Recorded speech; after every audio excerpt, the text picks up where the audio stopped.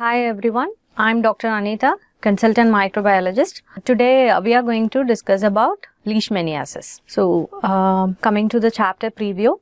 So we are going to see about introduction about hemoflagellates and morphological stages of hemoflagellates and classification of Leishmaniasis, which is broadly classified into visceral Leishmaniasis and cutaneous Leishmaniasis, and the life cycle, pathogenicity and clinical features, lab diagnosis and prevention and treatment of all forms of Leishmaniasis. So moving on to the introduction. So what are hemoflagellates? So these are flagellated protozoa found in peripheral circulation. So usually these are transmitted by the bite of the insect vector. Examples include Leishmania and Trypanosoma. So these hemoflagellates have an oval to elongated body with nucleus and a single flagellum arising from kinetoplast. So kinetoplast are nothing but they represent multiple copies of mitochondrial DNA. Okay, and the intracellular portion of the flagellum is called as axonum. So these are the three important things we need to remember. That is, it has an oval or elongated body with nucleus and single flagellum that arises from kinetoplast.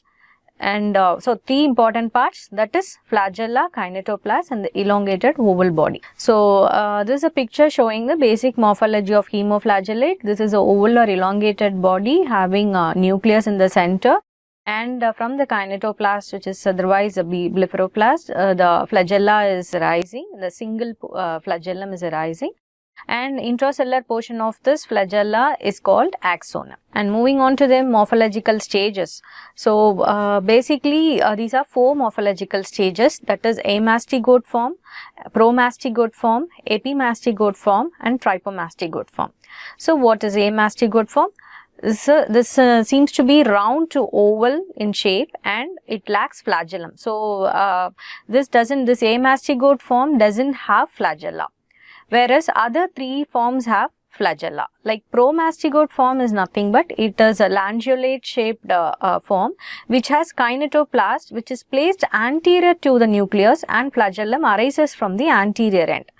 Whereas in epimastigote form, again this is an elongated body, it has elongated body, but the kinetoplast is placed close to the nucleus. In promastigote form, the kinetoplast is anterior to the nucleus and flagellum arises from the anterior end.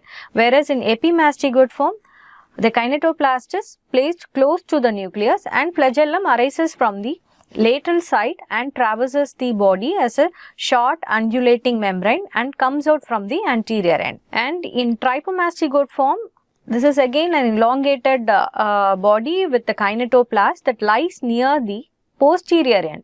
So the flagellum arises posteriorly and runs as a long